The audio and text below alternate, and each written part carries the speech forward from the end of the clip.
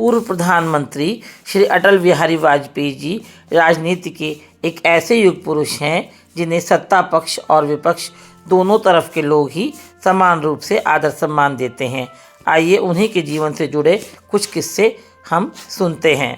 बात 1980 की है कि एक बार अटल बिहारी वाजपेयी जी सड़क मार्ग से ग्वालियर जा रहे थे। उनके साथ सुरक्षाकर्मी, करतार और वाहन चालक थे। मुरैना जिले की सीमा में प्रवेश करते ही उन्हें सड़क किनारे खड़े एक वृद्ध व्यक्ति दिखाई दिया। गर्मी का मौसम था। वृद्ध सिर पर पोटली रखे हुए बार बार आने जाने वालों से सहायता मांग रहा था। अटल जी ने गाड़ी रोकने को कहा।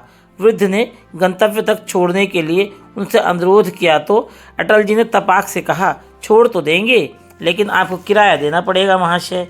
तो उस वृद्ध ने कहा, हाँ मैं ज़रूर किराया दूंगा। तो अटल जी ने मजाक में कहा, अरे भाई 5 रुपये लगेंगे।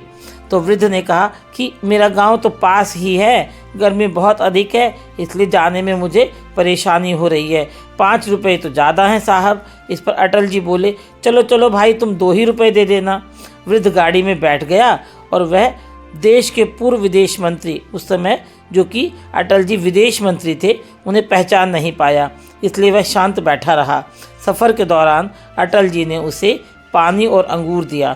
जब वृद्ध का गांव आया तो उसने उन्हें पैसे देने चाहे तो अटल जी ने मुस्कुराते हुए कहा, अरे भाई मुझे पैसे नहीं चाहिए, आप ये बताओ कि आपको सफ़र कैसा लगा। आपके साथ मिलने से मेरा सफ़र तो बहुत अच्छी तरह से कट गया। बात 1971 की है जब 2 बार के सांसद अटल जी आम चुनाव से पहले ग्वालियर के महाराज बाड़े पर, वहाँ सभा थी, वहाँ गए हुए थे। अरविंद दूधावत बताते हैं कि उनके पिता भीकम चंद, जो कि अटल जी के स्कूल और कॉलेज के साथी थे, इस सभा को लेकर बेहद उत्साहित थे।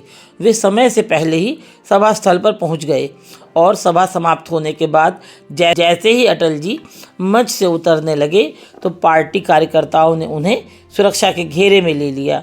अरविंद और उनके पिताजी को भीड़ पार कर अटल जी के पास पहुंचने में बड़ी परेशानी आई।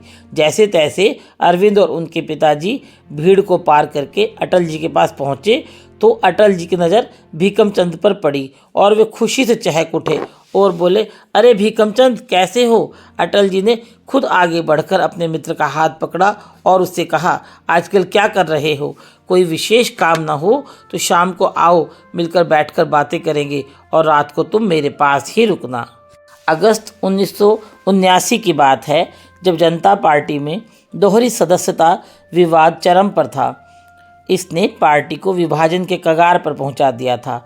तब राजकिशोर वाजपेयी अभय ने अटल जी को पत्र लिखते हुए कहा, आपने देश हित में जनसंघ का जनता पार्टी में विलय करने का साहस दिखाया, अब राष्ट्रीय हितों के अनुरूप कुछ नया रचने से क्यों हिचक रहे हैं। कुछ समय के बाद ही अटल जी का उत्तर आया।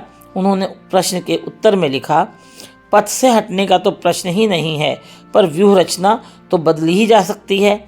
मुझे अर्जुन की प्रतिज्ञा याद है, ना दीनता दिखाना ना मैदान से भागना। राजकिशोर जी कहते हैं, उनके पत्र ने मुझे आश्वस्त कर दिया कि कुछ नया जरूर होने वाला है और हुआ भी। अप्रैल 1980 में भाजपा का जन्म हुआ। 1984 में अटल जी ने भविष्यवाणी की थी, अंधेरा छटेगा, सूरज निकलेगा और कमल खिलेगा। अटल जी देश के साथ साथ अपने परिवार के प्रति भी कितने समर्पित थे, हम इस घटना से अंदाज लगा सकते हैं। बात 1970 के दशक की है।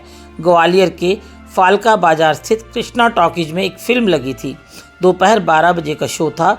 अरुण कुलश्रेष्ठ जो तब फिल्म देखने पहुंचे थे, वे बताते हैं कि मैं फिल्म देखने के लिए लाइन में खड़ा था। अचानक मेरी नज़र कुछ आगे खड़े एक परिचित के चेहरे पर पड़ी।